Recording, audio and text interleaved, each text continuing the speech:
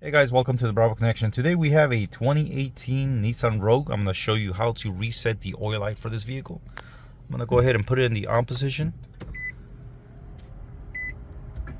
So the vehicle's off right now. I just press the button once and all the lights turned on.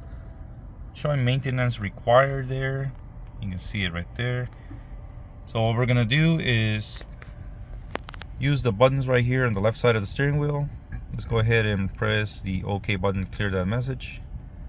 Now we're going to use the right arrow key and then we're going to scroll all the way to settings. You see the menu right there. Now we're going to press the down arrow key and we're going to go down to maintenance. Right there, press the OK button. Here you're going to see the oil and filter setting and also tire and other. So we're just going to go ahead and do the oil and filter. We're going to press OK. And here's asking the mileage you want to set it at. It's already been preset at 6,000 miles.